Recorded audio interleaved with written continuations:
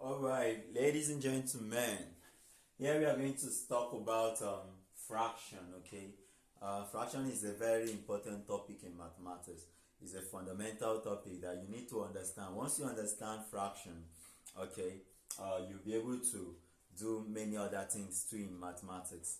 Okay, so it is always very good to have a good grasp of the fundamental jobs, the fundamental things, the basic things to do in mathematics. Once you know them, I guarantee that every other part will just be a methodology that you need to get used to. And once you're used to it, you just, solve. Alright, so we're talking about fraction now. What is fraction?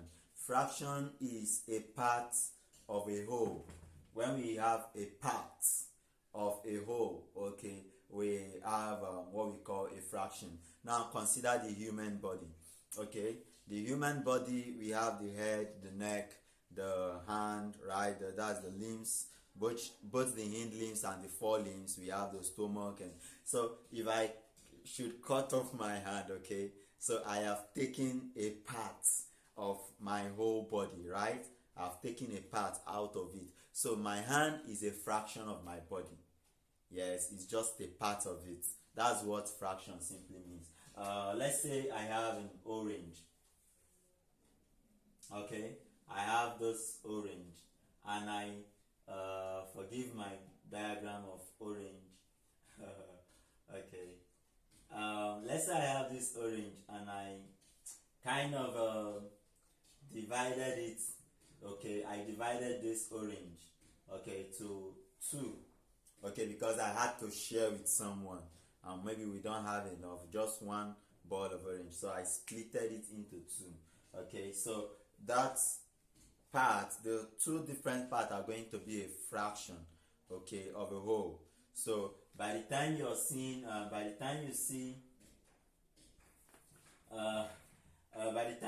this part of the orange, okay, and this is the other part of the orange, so this is going to be a fraction of those whole parts. This is also going to be a fraction of those whole parts, such that when you bring them together, it will make them complete. That's what fraction is all about. Now, in mathematics, we have a way of writing fractions using numbers. Okay, we write fraction using numbers. So that's why you're going to, in mathematics, you're going to be seeing things like 1 out of 2. Okay, 1 out of 2. Right, so that means that what this means is that one part has been taken from 2. Okay, so let's say this is stuff like this. This is a loaf of bread, and I divided. Okay, and when I divide it, I'll have 2 parts, right? If I carry this part and give to somebody, what it means is that I have given the person 1 part out of the 2 parts that I have. Okay, now if I had divided this bread into 4 parts, okay, into 4 parts. Okay, let me do another diagram for that. Let me say I had this. This is another loaf of bread, and I divided it into 4 parts, and I give one person this part. Okay, to be, let's say I give one person this part. It is going to be said that I gave out 1 out of 4. All right. So imagine that I gave the person 3 parts. I gave another person, my friend, 3 parts of the bread. So that's what that would mean, is that I would have given out 3 out of 4. So this is how we write fractions in mathematics. This is 3 out of 4. This is 1. Okay, let's say this is the part I gave out. So this is 1 out of 2. Okay, so that is how fraction basically works. Okay, that's how fraction basically works. Now there are other fractions. Sometimes we can have a fraction like this: 4 in 4, okay, over 3. This is read as 1 over 2. This is read as 3 over 4. This is read as 4 over 3. Now in this type of fraction, we have to share 4 things among 3 people. That is what this means. Why in this kind of fraction we are taking 3 out of 4. Are you getting this? This actually means sharing. This means taking. That's the same thing. It's still sharing if you look at it in a sense. Like in this case, where we are to give this 1, 2, 3 parts. This is 1, 2, and the 3. Third part of a whole, okay, of 4 to someone. We are sharing it, but this is the format for sharing.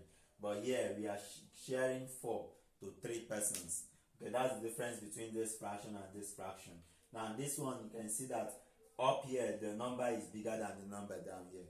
But here we have a number up here that is smaller than the one down here.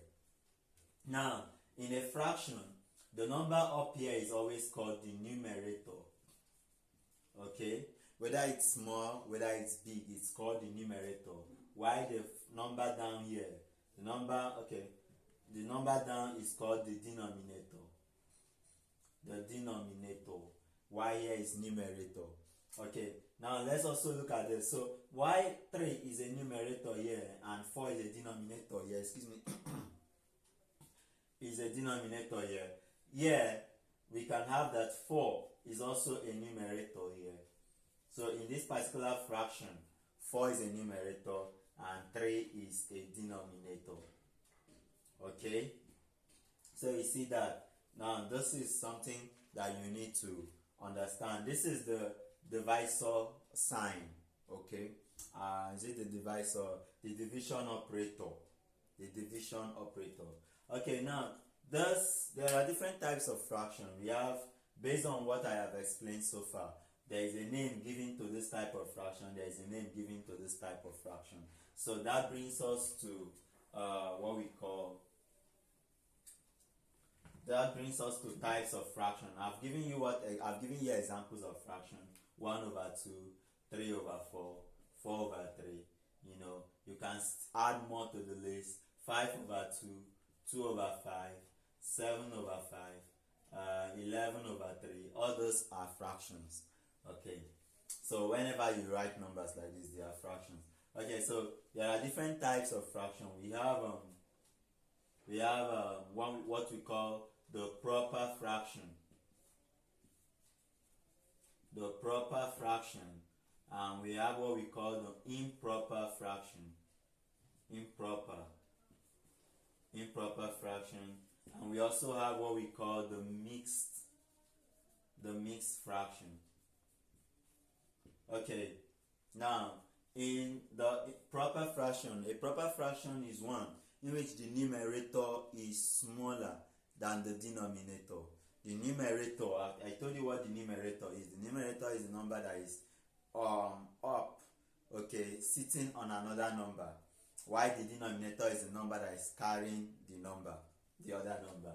Okay, so in a proper fraction, the numerator is always smaller than the denominator.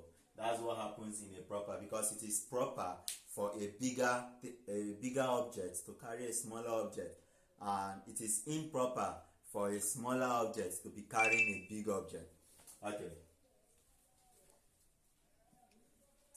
Okay, so having said that, so what this means for us is that proper fraction will be fractions like 1 over 2, 3 over 4, 2 over 5, and so on and so forth, 5 over 7. Others are proper fraction. They are proper because the number up here is smaller than the number down here. Okay, in improper fraction, we are going to be having numbers like 4 over 3, 7 over 5, 11 over 3, 21 over 4. Okay, all those are improper fraction. Then there's what we call mixed fraction. Mixed fraction is an extension of the improper fraction. It is an extension of the improper fraction. The mixed fraction is always has a whole number and a proper fraction. A whole number and a proper fraction. For instance, let's take 4 over 3. Okay, if we actually do this division, 4 divided by 3 will be 4 people will share 3 things. Each of them will receive 1. Okay, they will receive 1 each, and what will be left will be 1 over 3. Okay, it will be left with 1, to share among the 3 people. That's what this means. Okay, so you have 4 divided by 3 to go 1 time, left with 1 to share among 3 people. You get that, right? So that is what we call a mixed fraction. That's what we call a mixed fraction. So this is a mixed fraction where you have a whole number and a proper fraction. Okay, so we can actually reduce each of these fractions here to mixed fraction. Consider 21 over 4. How many times will 4 how many times will 4 people share 21 things? They will share it 5. Each of them will take 5. What will be left is 1 over 4. So this is a mixed fraction. Alright, thank you very much. We are going to look at how to add, subtract, divide, multiply, and do all those sort of things to fractions. Yeah, and we'll also look at how to reduce fraction to their lowest term. Thank you.